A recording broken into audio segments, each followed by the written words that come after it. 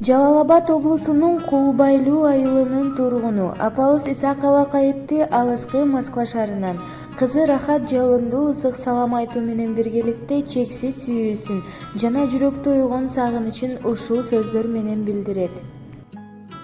Ак булут учат сабалап, сагыныч жүрөк жаралап. Сагындым апа өзүңдү, жылмайган тунук жүзүңдү.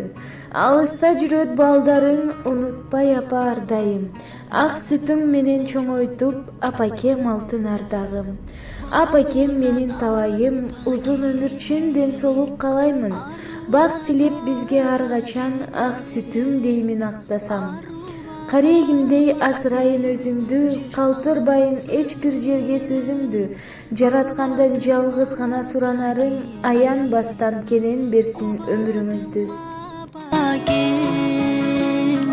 Кубан тарап азиз тумарымсың.